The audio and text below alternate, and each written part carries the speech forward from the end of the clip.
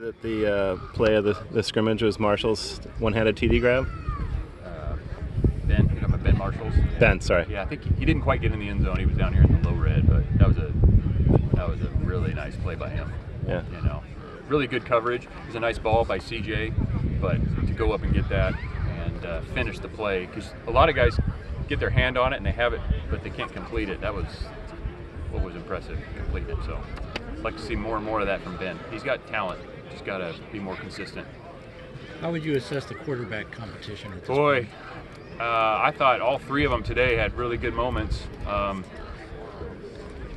know, the tape will tell us the details, but very competitive. You know, very, very competitive. Do you have a desired timeline for naming a starting quarterback? As soon as possible. But you know, we're not gonna put a timeline on it and make a decision because of a date. We're gonna make the decision when it's right for the team, and I think all three of those guys are just getting better and better. So. Are you a little concerned about the ability to finish drives? I know that was one of the things you were looking for, to put the ball in the end zone. Yeah. Haven't necessarily seen that much the last few days. Yeah, obviously we want to score touch. You know, the first half today, I thought the offense moved the ball pretty well. Got multiple first downs, and then down here we had a bad exchange, you know, or a penalty that took us out of, you know, or put us behind the chains, and then we ended up having a kick. So I'd like to have seen us maybe stay on rhythm on first and second down a little bit better. Also a couple times where we kicked a field goal. We had planned to kick a couple field goals. So, you know, depending on the situation in the game, maybe those are fourth and goes, and then you can pick up a first down and have a chance to score. But yeah, we need to do a better job on the first, second, third down of earning first downs and not relying on the fourth. How was Chandler progressing? Today hit the big deep ball, and it feels like he's had some pretty good practices here lately. Yeah. Like I said before, all three of those guys getting better. Chandler, Fernando, CJ, I think all of them have had moments in practice. Obviously out here in Scrimmage today, did some really good things. And it's a really competitive room right now. Glad they're all here for sure. How are you feeling about the quality depth on the offensive line? It seems like if you have more viable pieces this camp. I mean, Coach Blesh has done a nice job with that group since he's been here, and there's more and more guys in there competing. You know, I think we're trying to find the right mix and also train a couple people at multiple spots so you have your best players on the field at all times. You know, I think O-line and interior D-line is, you know, there's just there's just fewer bodies like that out there that can do the things that you're asked to do. We have some young guys that are coming along, just need more and more practice. We got a couple guys dinged up. We need to get back and see Wape. We're always looking to build depth at that position. How are you feeling about Fallen Tenkara so far as edge guys that you brought in for this fall? Yeah, same kind of deal. They just each day a little more comfortable with the playbook. You see the flashes though. You know, Sheck with his power and Serene with his athleticism. He made a really athletic play here on this fly sweep. But for both of them, it's, you know, consistency in what we're doing, alignment, assignment, technique, effort to the ball. You know, both of them have really good traits, but we just got to continue to make strides each day on their consistency and doing their job. Are you concerned at all to see the number of contributors on the sidelines 10 days into practice here? Yes, but it's the game of football. We got to get guys back. We need everybody. So you don't go into the camp thinking that's going to happen, but this is where we're at. So we're anxious to get those guys back on the field. Do you expect guys like Woods and Matthews and Seawalker to be back on the field within the next week? I do, but that is between them and the doctors. I don't decide when the players come back. The doctors and the trainers tell us if they're available to practice and play, and then we put them in.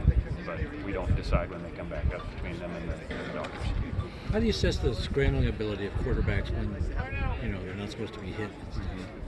Yep. Well, they're taking off for the most part when they need to, and it's a fine line because there's nothing like playing live. As you see, we went live with the last group, and you know, you wear that gold jersey and you don't get touched, and then all of a sudden it goes live and Somebody's things are in a your little face. different. So the good thing is Fernando has played, Chandler has played, CJ's played, but you're trying to, it's towing the line, keeping those guys up and healthy, and also giving them a realistic look so they can improve. But assessing how they're able to scrim, do you just look at tape from previous years or stuff? It's the feel in the pocket, it's when to go, it's when to hold the ball, it's when to get rid of the ball, when to get down, it's all that. And they're all, have varying levels of escapability and feel. So you're looking for the instincts, and you want that to show up in practice, even though you might not be hitting them. But there's certainly rushers coming, and there's stuff happening in front of them. So the more we can get that, the better. Jamal Wally had a nice touchdown run. Seems to be having a pretty solid camp. What are your thoughts on him? Yeah, he shows up in flashes. I think there's just same deal. He's got just more consistency and knowing what to do, techniques that Coach AT's working with him on. But he's big, and he got behind his pad. You saw over here he had a nice run down here. Maybe late in the scrimmage, and then at the very end he had another nice run. So yeah, he's got some ability, but just young and learning a lot. Yep. How important is it to get EJ and live some looks here and some live reps? Well, you'd like to give everybody as many reps as you possibly can, but sometimes there's certain position groups where you might be a little deeper and some where you might not be as deep, so you're managing that. We're in a deep quarterback room, and it was awesome for EJ to get out there. EJ's really this last week has shown up 7-on-7, 1-on-1, just the ability to throw the ball, and got him into the scrimmage here, and made a really nice throw on a third down over here. Same with Bly. Bly throws a really good ball. So it's nice getting those guys some more reps. I'm sure they want more, but right now we got some older guys in the room that we're trying to get ready to play, and towing that line of getting the right people the right reps at this point in time. Last week you talked about how emotion can be a weapon or make you look like a fool. How would you assess your team's response over the last week in that regard? Better. Yeah. Just want to channel it, use it the right way. It's an intense game. It's a physical game. It's a violent game. I mean, these collisions are real, and there's frustration that on a given play, one side of the ball wins, the other side, gets beat, and you got to be able to snap back and focus on the next play. And so if you can use that energy and passion and emotion and channel it the right way, it can be a weapon for you. But if you don't, you lose focus, and it can be a hindrance. So I think guys taking a step there, and certainly don't want to see the intensity go away. I mean, we'd much rather have to tell them to slow down than get going. So yeah. How much do you anticipate having some clarity on depth chart and all that kind of stuff by the end of this upcoming week? Yeah, I think it's, we'll go watch today's tape, and there's certain positions that we're going to start stacking. I mean, that depth chart, they're magnets for a reason. You can move them. They're not in cement, so we have magnets, and we can move those magnets around, and there's some places where they're right next to each other.